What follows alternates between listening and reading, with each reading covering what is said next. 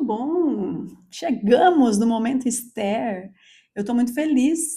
Então vamos lá. Neste momento, nós vamos falar do momento histórico, o que, que aconteceu ali. Mas para quem, que o objetivo desse vídeo é para quem nunca ouviu falar, né, da Rainha Esther, ou o que, que é isso, quando que foi isso. Enfim, na vida do povo judeu, eles sofreram muitas perseguições.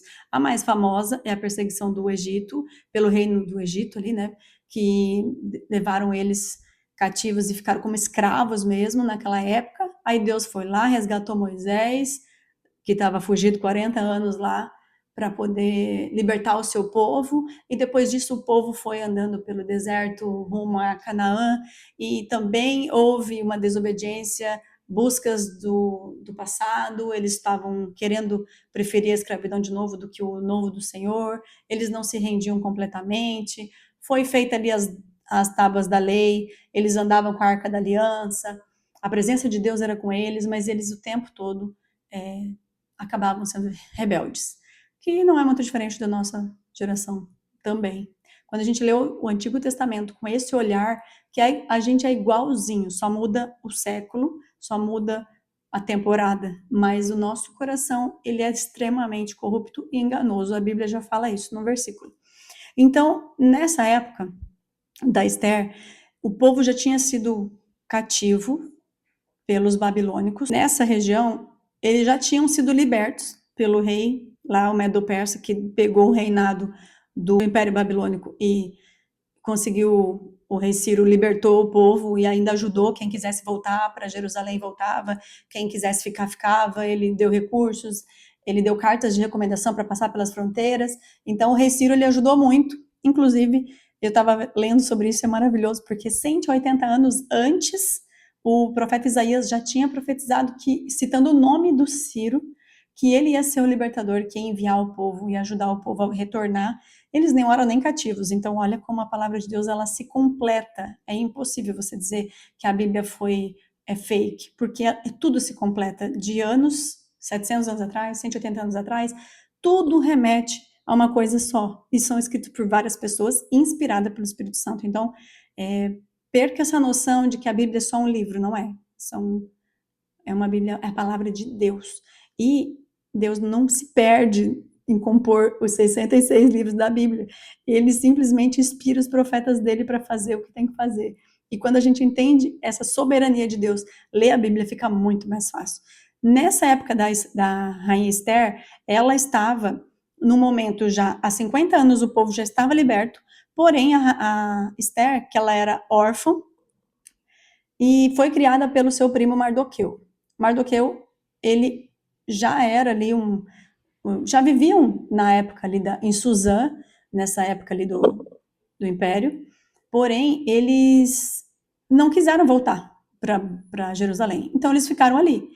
Naquela época o povo judeu eles já estavam com condições de ocupar lugares, de ter comércio, de fazer comércio, de viver como a gente vive hoje aqui, tipo, vamos dizer, né, que Florianópolis foi cativa e foi liberta, e quem quiser vai embora, quem não quiser já tem uma vida aqui e não vai, e tá tudo bem. Então, não era uma escravidão como era na época do Egito, que daí não tinha nem poder de nada.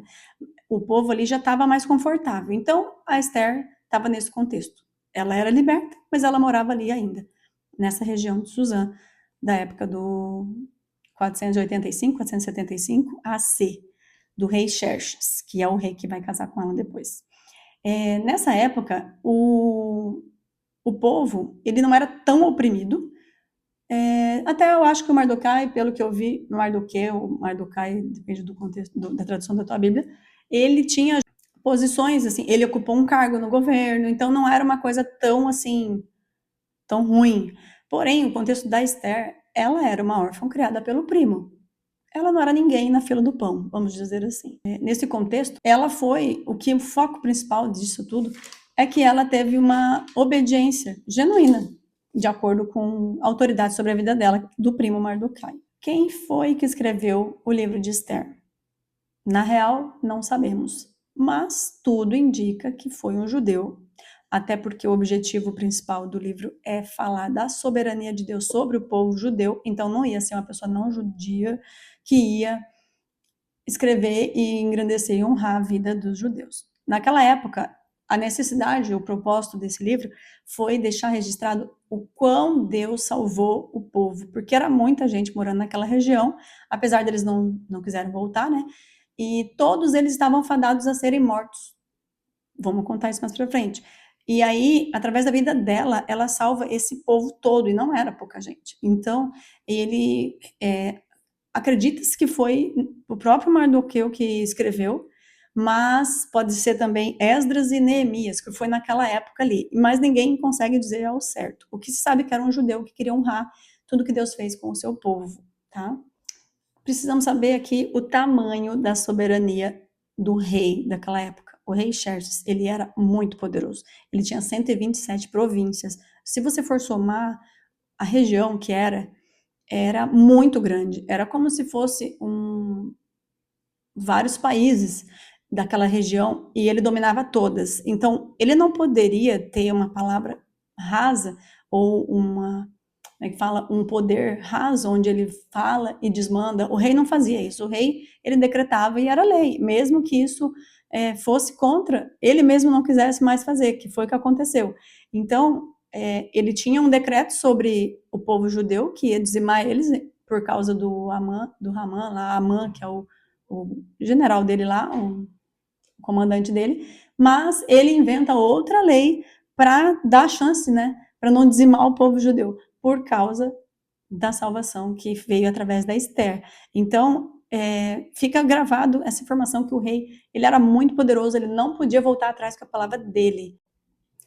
Uma coisa muito, muito legal é que tem 2 livros na Bíblia que não é mencionado nem Senhor, nem Deus, nada, que é Eclesiastes e o livro de Esther. Então esse livro, apesar de ele não falar nada, que Deus agiu, a gente vê Deus agindo o tempo todo, e isso é muito legal. Ele também traz a figura da mulher como a que vai resolver o problema da nação daquela época ali, que é Esther. Então essa história que o cristianismo, ele é preconceituoso, machista, não existe. Quando você entende a palavra, você vê que tem muitas mulheres que fizeram diferença, inclusive as mulheres que encontraram Jesus pela primeira vez depois que ele foi ressurreto. Então, essas coisas todas caem por terra. O objetivo principal foi engrandecer o nome de Deus e a soberania dele diante de todos os inimigos e opções desfavoráveis com o povo judeu. Então, eu quero te convidar a mergulhar nessa história com o intuito, com o coração aberto, porque nós vamos conhecer a palavra de Deus de uma forma leve, diferente. É um bom livro para você começar, porque você entende como que Deus age, inclusive na minha vida e na tua. Não importa de onde você veio, não importa a tua origem, se você é órfão, se você foi abusado, se você não tinha provisão financeira, eu não sei os recursos, a situação que você se encontra. O objetivo principal, quando a gente lê o Antigo Testamento, é simplesmente pegar e nos fortalecer, porque Deus, ele é o mesmo Deus daquela época. Tudo que ele vai fazer no livro de Esther é o mesmo que ele pode fazer na sua vida e na minha.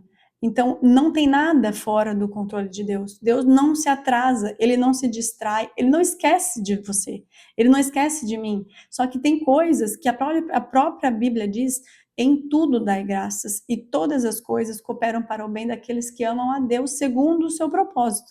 Então, mesmo que tudo pareça ruim, seja sua culpa ou não, confia.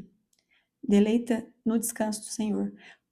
Ora, jejua, persevera, peça ajuda. Se você está fraco na fé, um amigo de oração, um vídeo, escreve no comentário de uma live que você entrar. Eu não sei, vai numa igreja, se você não quer saber de igreja, se ajoelha, pega a tua Bíblia, Deus vai falar com você. O Espírito Santo vai agir na sua vida. Eu não tenho dúvida, por quê? Porque acontece comigo. Aconteceu comigo. Eu estou há 10 anos apaixonada por Jesus, porque minha vida, eu não sei aonde eu estaria se eu não tivesse Jesus. Então, ele é real, Deus é verdadeiro, ele é o teu pai. Acontece que você precisa aceitar essa filiação, essa adoção através do filho dele, Jesus, tá bom? Então, no próximo vídeo a gente vai falar sobre já entrar na história da Esther, e eu vou comentando durante a leitura. Se você puder, já dá uma lidinha para você não ficar voando aí. E eu te vejo no próximo vídeo. Que Deus te abençoe e que você seja tocado profundamente pelos ensinos de Esther.